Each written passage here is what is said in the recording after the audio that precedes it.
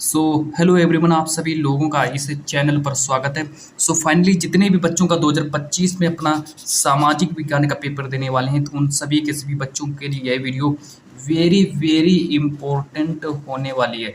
क्योंकि स्टूडेंट, आज की इस वीडियो में मैं आप लोगों को वो प्रश्न बताऊंगा जो सीधा आपके पेपर में आएंगे, और यहाँ से स्टूडेंट आपका एक भी प्रश्न नहीं बाहर जाएगा। सभी पेपर में मेरे प्यारे बच्चों यही वाले प्रश्न आएंगे जो मैं आप लोगों को बताऊंगा। ठीक है, इस वीडियो को अगर आप लोगों ने पूरा का पूरा देख लिया तो स्टूडेंट आप लोगों के 70 नंबर पूरे पक्के हो जाएंगे। ठीक है, एक ही वीडियो में आप लोगों के पूरे 70 नंबर पक्के हो जाएंगे। ठीक है, तो आज की जो वीडियो है वेरी वेरी मोस्ट इंपॉर्टेंट होने वाली, क्योंकि स्टूडेंट इस वीडियो को स्टूडेंट अगर आप लोगों ने एक बार देख लिया तो दोबारा देखने की कोई ज़रूरत नहीं। ठीक है स्टूडेंट, क्योंकि इस वीडियो में मैं आप लोगों को वो प्रश्न बताने वाला हूँ जो सीधा आपके पेपर में आएंगे। तो सबसे पहले मैं आप लोगों को बताऊंगा वेरी वेरी मोस्ट इंपॉर्टेंट बहुविकल्पी प्रश्न, जो कि स्टूडेंट मैंने आज अपनी मेरी जो ऑफलाइन क्लास है, आज मैंने अपनी ऑफलाइन क्लास में मैंने इन्हीं प्रश्नों को सॉल्व करवाया था। वही प्रश्न मैं आप लोगों को बता रहा हूँ जो मैंने अपनी ऑफलाइन क्लास में जो मैंने बच्चों को प्रश्न सॉल्व करवाए, वही प्रश्न मैं आप लोगों को बता रहा हूँ, क्योंकि ये video very very most important होने वाली है। और स्टूडेंट, ये सभी के सभी प्रश्न आप लोगों को पेपर में देखने को मिलेंगे। तो सबसे पहले हम बात करते हैं प्रश्न नंबर 1 के बारे में कि इटली का एकीकरण कब पूरा हुआ, है ना।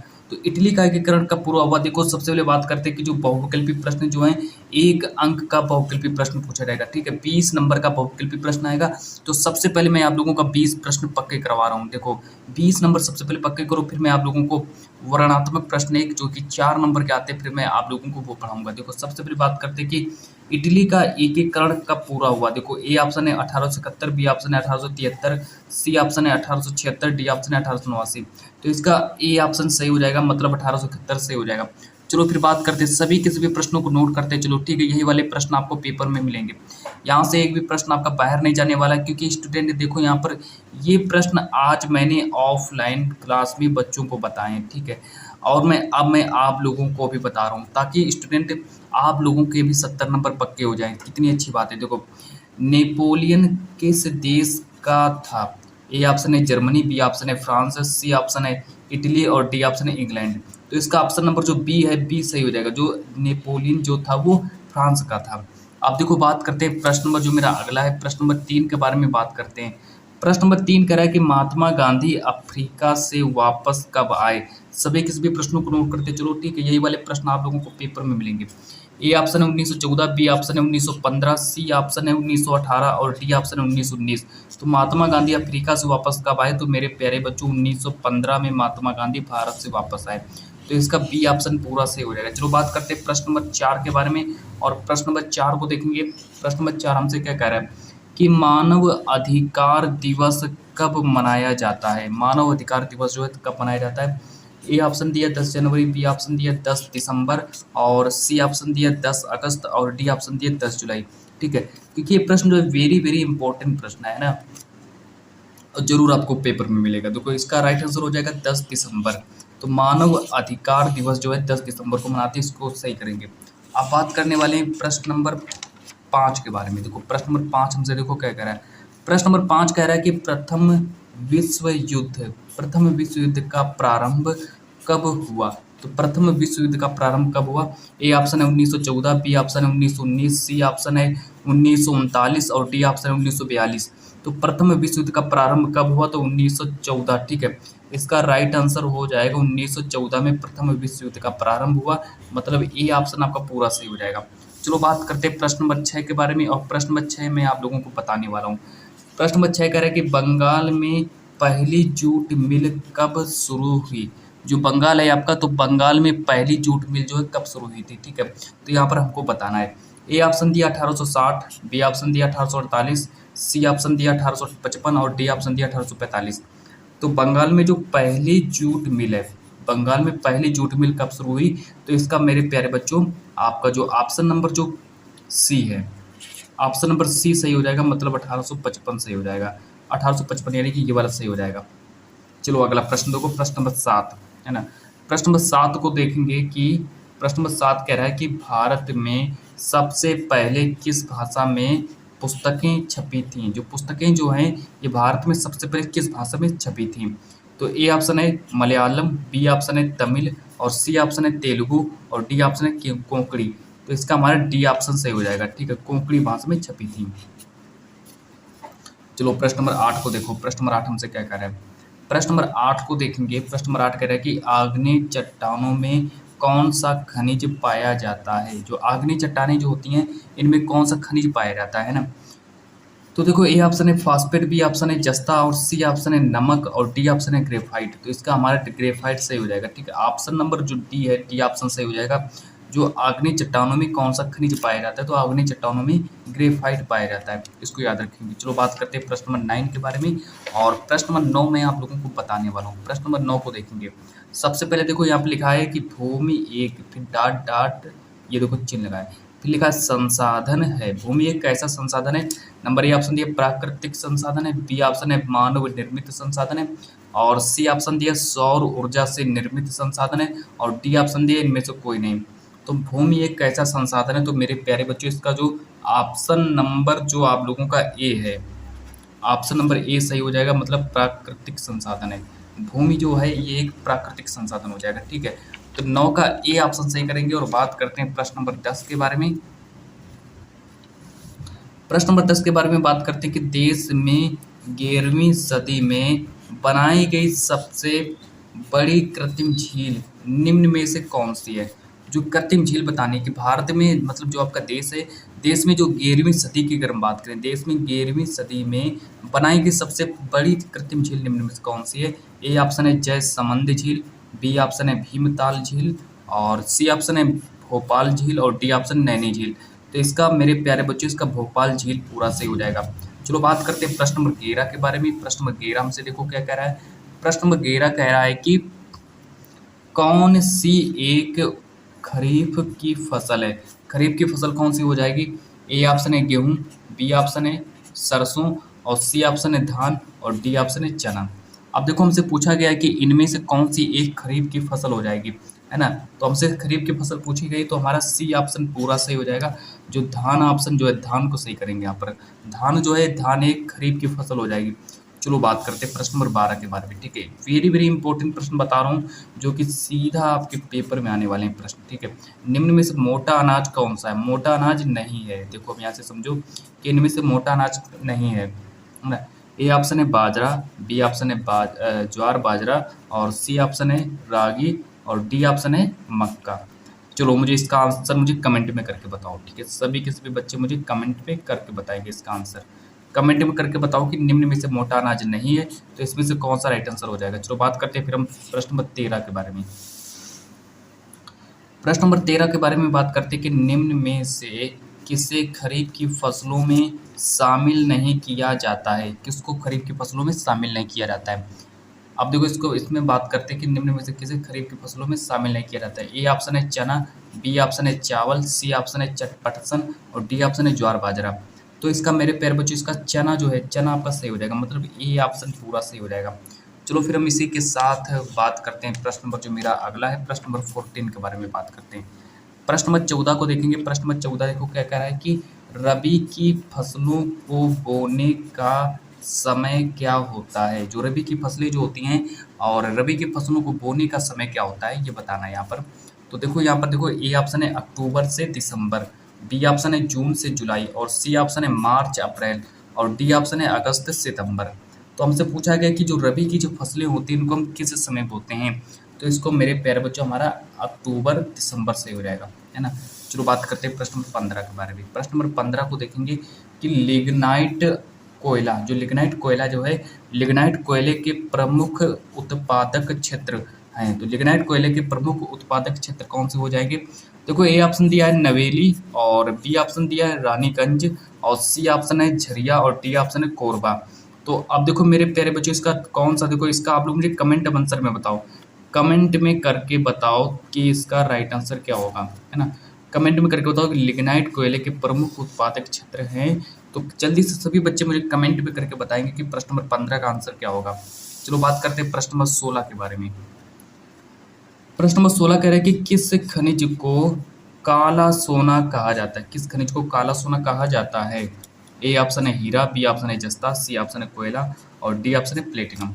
अब देखो, कि किस खनिज को काला सोना कहा जाता है, तो मेरे प्यारे बच्चों इसका सी ऑप्शन सही हो जाएगा, मतलब कोयले को काला सोना कहा जाता है। अब देखो बात करते हैं प्रश्न नंबर 17 के बारे में। प्रश्न नंबर 17 के बारे में बात करते हैं कि प्रश्न नंबर 17 हमसे क्या कह रहा है कि एग मार्क किन वस्तुओं के लिए प्रामाणिक चिन्ह है। जो एग मार्क जो है ये किन वस्तुओं के लिए प्रामाणिक चिन्ह होता है, तो देखो नंबर ए ऑप्शन दिए उपभोग वस्तु, बी ऑप्शन है खाद्य पदार्थ, सी ऑप्शन है सेवा वस्तु, डी ऑप्शन है इलेक्ट्रॉनिक वस्तुएं, है ना। तो इसका जो हमारा बी ऑप्शन जो है खाद्य पदार्थ मेरा पूरा सही हो जाएगा, मतलब यहाँ पर मैंने लिख भी दिया, मतलब बी ऑप्शन आप लोगों का पूरा सही हो जाएगा। ठीक है, एक मार्क जो होता है किन वस्तुओं के लिए प्रमाणिक चिन्ह होता है, तो एक मार्क जो होता है खाद्य पदार्थ, तो ये लिखा है, तो यही मेरा राइट आंसर हो जाएगा। फिर देखो इसके बाद हम बात करते हैं आगे, और फिर हम आगे देखो बात करते हैं कि मानव विकास रिपोर्ट, है ना। प्रश्न नंबर 18 के बारे में बात करेंगे कि मानव विकास रिपोर्ट 2018 में भारत को कौन सा स्थान प्राप्त हुआ, है ना। देखो ए ऑप्शन है 125वां स्थान प्राप्त हुआ, बी ऑप्शन है 124वां स्थान प्राप्त हुआ, सी ऑप्शन है 129वां स्थान प्राप्त हुआ, डी ऑप्शन है 130वां स्थान प्राप्त हुआ। तो अगर मानव विकास रिपोर्ट के बारे में बात करें जो कि 2018 में भारत को कौन सा स्थान प्राप्त हुआ, तो इसका हमारा जो ऑप्शन नंबर जो डी है पूरा सही हो जाएगा। ठीक है, ऑप्शन नंबर डी पूरा सही हो जाएगा। और फिर अगर हम बात करें प्रश्न नंबर 19 के बारे में, प्रश्न नंबर 19 को देखेंगे कि निम्नलिखित में से कौन सा विकसित देश है। अब देखो विकसित देश कौन सा हो जाएगा, तो ए ऑप्शन दिया ब्राजील, बी ऑप्शन है भारत, और सी ऑप्शन है फ्रांस, और डी ऑप्शन है देखो बांग्लादेश। तो यहाँ पर हमसे पूछा गया है कि निम्नलिखित में से कौन सा विकसित देश हो जाएगा, तो हमारा जो ऑप्शन नंबर जो मेरा सी है, सी ऑप्शन मेरा सही हो जाएगा, मतलब कि फ्रांस से मेरा पूरा सही हो जाएगा। देखो अब बात करते हैं प्रश्न नंबर 20 के बारे में कि प्रश्न नंबर 20 जो है हमसे क्या कह रहा है। प्रश्न नंबर 20 कह रहा है कि भारत में बैंक जमा का कितने प्रतिशत भाग नगद के रूप में अपने पास रखता है। जो बैंक जो होता है वो जमा का कितने प्रतिशत भाग अपने मतलब नगद के रूप में अपने पास रखता है, तो ए ऑप्शन है 10% रखता है, बी ऑप्शन है 15% रखता है, और सी ऑप्शन है 20%, डी ऑप्शन है 25%। तो देखो मेरे प्यारे बच्चों इसका ऑप्शन नंबर बी पूरा सही हो जाएगा।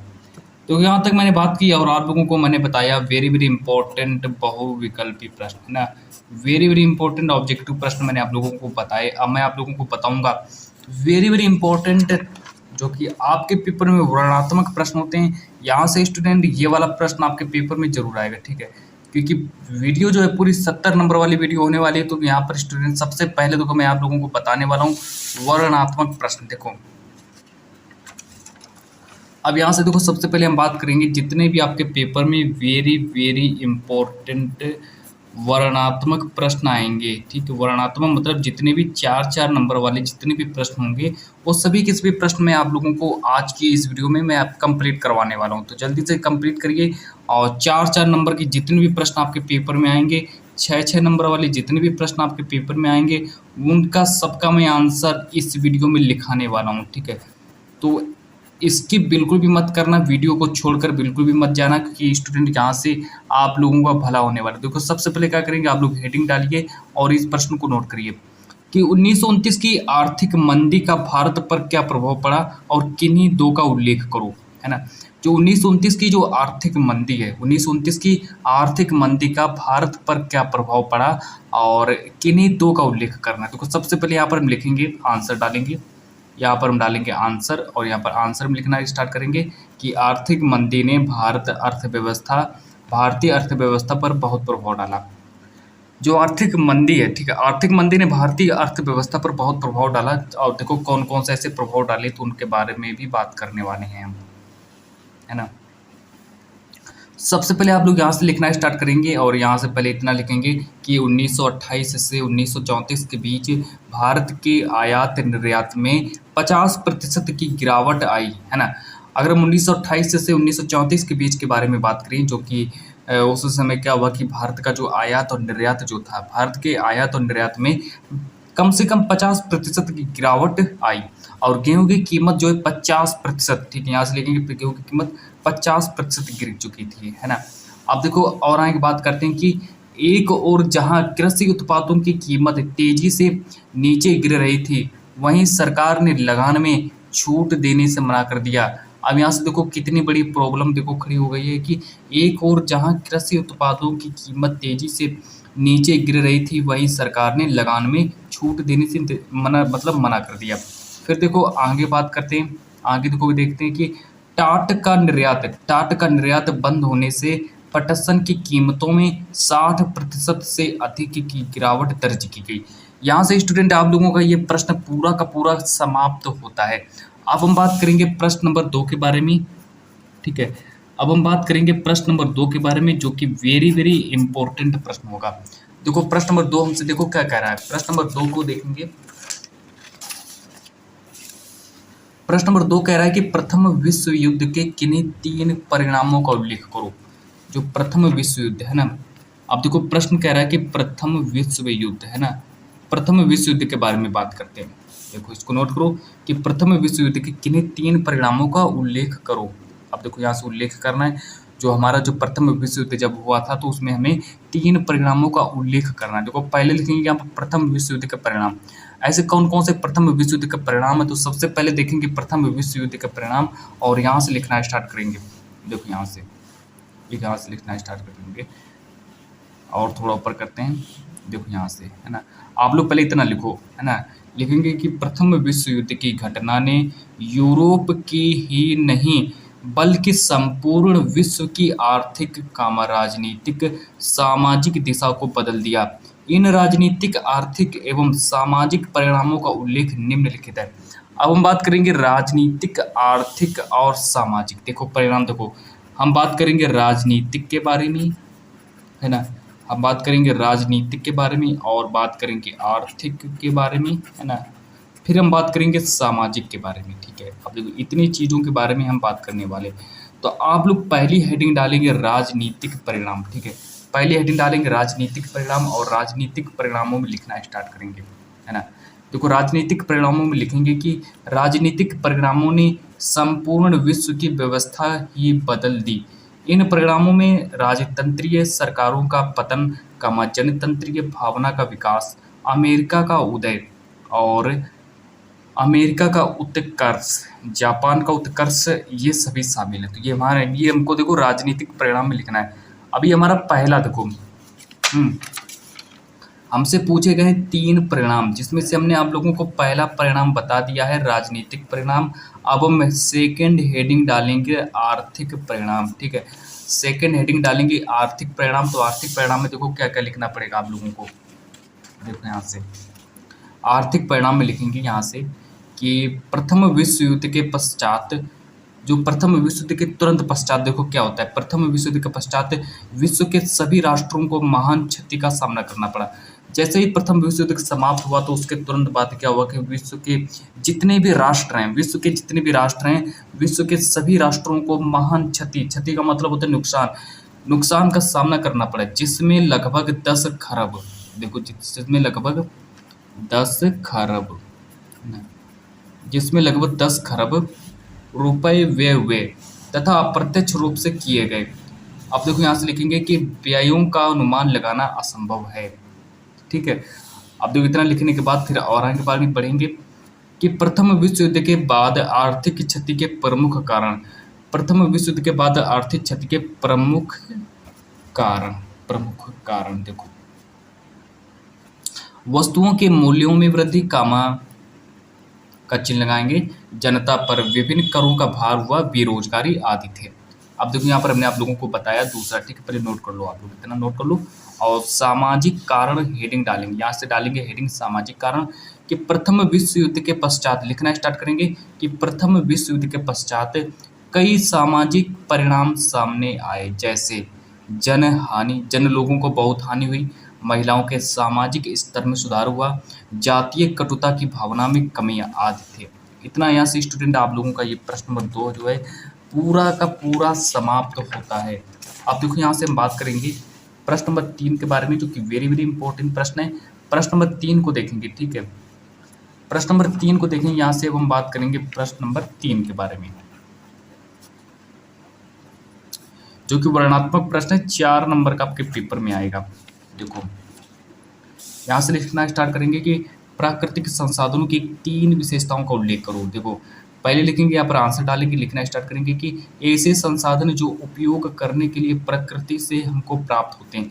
जितने भी संसाधन जो हमको प्रकृति से प्राप्त होते हैं उनको हम प्राकृतिक संसाधन कहते हैं, है ना, जिनमें वायु, पानी, मृदा, भूमि, वन, खनिज आदि शामिल होते हैं। अब देखो प्राकृतिक संसाधनों की विशेषताएं इस प्रकार हैं। प्राकृतिक संसाधनों की विशेषताएं देखो इस प्रकार हैं। पहली देखो विशेषता क्या है? पहली विशेषता है कि प्राकृतिक संसाधन हमें प्रकृति से उपहार स्वरूप प्राप्त होते हैं। फिर देखो दूसरी विशेषता है कि प्राकृतिक संसाधन स्वयं निष्क्रिय तथा इसका उपयोग तकनीकी ज्ञान एवं मानव श्रम के माध्यम से ही संभव है।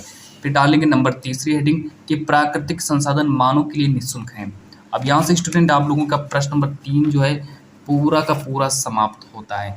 अब बात करते हैं प्रश्न नंबर 4 के बारे में, और प्रश्न नंबर 4 को देखेंगे। प्रश्न नंबर 4 हमसे देखो क्या कह रहा है। प्रश्न नंबर 4 कह रहे हैं कि वनों से हमें कौन कौन से लाभ प्राप्त होते हैं। अब देखो प्रश्न नंबर 4 जो है वेरी वेरी इंपॉर्टेंट प्रश्न है, वेरी वेरी इंपॉर्टेंट प्रश्न है, ठीक है। प्रश्न number 4 very very most important प्रश्न है। प्रश्न नंबर 4 कह रहे हैं कि वनों से हमें कौन कौन से लाभ प्राप्त होते हैं। तो सबसे पहले डालेंगे कि वनों से होने वाले लाभ इस प्रकार है। पहला लाभ देखो क्या है। पहला लाभ है कि वन बाढ़ की रोकथाम में सहायक होते हैं। वन क्या करते हैं? वन जो होते हैं वो बाढ़, जैसे कि बाढ़ आ जाती है तो वन क्या करते हैं? बाढ़ को रोकने में सहायता प्रदान करते हैं।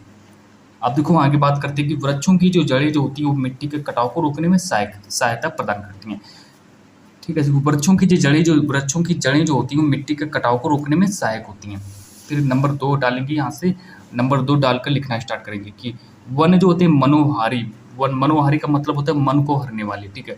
वन क्या करते हैं? वन मनोहारी और आकर्षक क्षेत्र होते हैं जो पर्यटकों के आकर्षण क्षेत्र बन जाते हैं।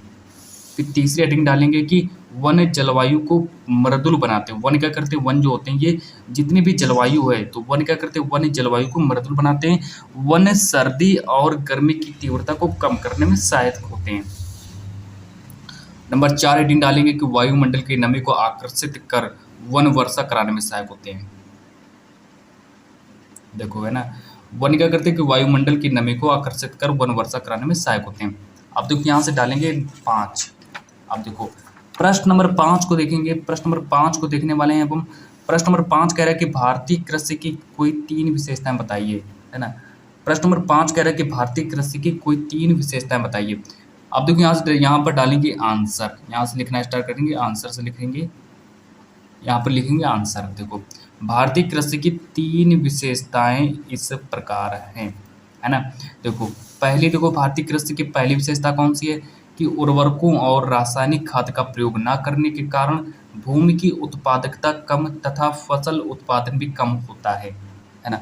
ये आप लोगों की पहली विशेषता है। अब देखो दूसरी विशेषता क्या है कि भारतीय कृषि प्रायः मानसूनी वर्षा कम मृदा की प्राकृतिक उर्वरता पर निर्भर करती है। ये आप लोगों का दूसरी विशेषता है। अब देखो भारतीय कृषि की तीसरी विशेषता देखो क्या है कि भारत के लोगों का जीवन स्तर निम्न होने के कारण ये लोग आधुनिक कृषि नहीं कर सकते। इनके कृषि उपकरण भी पुरानी प्रकृति के हैं। अब देखो यहाँ से प्रश्न नंबर आप लोगों का ये समाप्त होता हुआ है। अब मैं आप लोगों को एक इम्पोर्टेंट चीज़ बताने वाला हूँ। देखो इम्पोर्टेंट चीज़ क्या है। अब मैंने आप लोगों को 5 प्रश्न बताए, ठीक है। 5 प्रश्न बताए जो कि पेपर में 4 नंबर के आएंगे, ठीक है। यही वाले प्रश्न याद करके चले जाना। अब मैं आप लोगों को बताऊंगा आपके पेपर में जितने भी 6 नंबर वाले प्रश्न आएंगे तो मैं वो प्रश्न बताऊंगा, ठीक है। तो 6 नंबर में हमारा देखो पहला देखो प्रश्न क्या है। पहला देखो प्रश्न वर्णनात्मक प्रश्न 2 जो कि सीधा पेपर में 6 अंक का आएगा। देखो ऊपर लिखा है 6 अंक, मतलब कि ये वाला प्रश्न जो है आपके पेपर में 6 नंबर का आएगा, ठीक है। 100% यही वाला प्रश्न आएगा, 6 नंबर का आएगा। देखो नोट करो इसको। और बात करते कि भारत के स्वतंत्रता संघर्ष में गांधी जी के योगदान का मूल्यांकन करो। वेरी वेरी मोस्ट इंपॉर्टेंट है। अब देखो सबसे पहला देखो हेडिंग डालेंगे चंपारण आंदोलन। सबसे पहली हेडिंग डालेंगे चंपारण आंदोलन। तो जनवरी 1915 में महात्मा गांधी दक्षिण अफ्रीका से भारत वापस लौटे। चंपारण आंदोलन में क्या लिखेंगे कि जनवरी 1915 में महात्मा गांधी दक्षिण अफ्रीका से भारत वापस लौटे। फिर दूसरी हेडिंग डालेंगे खेड़ा सत्याग्रह। खेड़ा सत्याग्रह में देखो क्या लिखेंगे कि 1917 में महात्मा गांधी ने बिहार के चंपारण क्षेत्र का दौरा किया और 1917 में महात्मा गांधी गुजरात के खेड़ा जिले के किसानों की सहायता के लिए सत्याग्रह का आयोजन किया। इतना समझ में आ गया। नंबर 2 हेडिंग डालेंगे कि 1917 में महात्मा गांधी ने बिहार के चंपारण क्षेत्र का दौरा किया और 1917 में महात्मा गांधी गुजरात के खेड़ा जिले के किसानों की सहायता के लिए सत्याग्रह का आयोजन किया। अब देखो तीसरी हेडिंग डालेंगे असहयोग आंदोलन। तीसरी हेडिंग क्या डालेंगे? तीसरी हेडिंग डालेंगे असहयोग आंदोलन। और असहयोग आंदोलन में लिखना स्टार्ट करेंगे कि जनवरी 1921 में असहयोग खिलाफत आंदोलन शुरू हुआ। तो असहयोग खिलाफत आंदोलन कब शुरू हुआ? तो असहयोग खिलाफत आंदोलन जो 1921 में शुरू हुआ। महात्मा गांधी ने फरवरी 1922 में असहयोग आंदोलन को वापस ले लिया। अब देखो महात्मा गांधी ने क्या किया कि फरवरी 1922 में असहयोग आंदोलन को वापस ले लिया। फिर देखो आगे क्या होता है कि गांधी जी ने अपने 78 सहयोगियों के साथ साबरमती से दांडी तक यात्रा करके नमक बनाया और अंग्रेजों के नमक कानून को तोड़ा। यह आप लोगों का असहयोग आंदोलन समाप्त हुआ। फिर अगली हेडिंग डालेंगे पूना पैक्ट पर हस्ताक्षर। ठीक है, अब देखो यहाँ पर देखो गांधी जी ने 1932 में अंबेडकर के साथ पूना पैक्ट पर हस्ताक्षर किए, है ना। जो आप लोगों का जो पूना पैक्ट है, तो पूना पैक्ट पर हस्ताक्षर किसने किए? तो गांधी जी ने 1932 में अंबेडकर के साथ पूना पैक्ट पर हस्ताक्षर कर दिए। फिर 5वीं हेडिंग डालेंगे सत्याग्रह आरंभ करके। सत्याग्रह आरंभ करके देखो यहाँ पर लिखने स्टार्ट करेंगे सत्याग्रह आरंभ करके। तो गांधी जी ने 1940 में सत्याग्रह आरंभ किया और 1942 में भारत छोड़ो आंदोलन शुरू किया। तो महात्मा गांधी ने देखो 1940 में सत्याग्रह आरंभ किया और 1942 में भारत छोड़ो आंदोलन शुरू किया। फिर देखो आगे लिखेंगे कि 1946 में कैबिनेट मिशन भारत आया और अंतरिम सरकार का गठन हुआ। ठीक है, अब यहाँ से देखो स्टूडेंट ये वाला जो प्रश्न है आप लोगों का पूरा समाप्त होता है। और आज के इस वीडियो को मैं इतना ही रखता हूँ, मिलता हूँ नेक्स्ट वीडियो के साथ।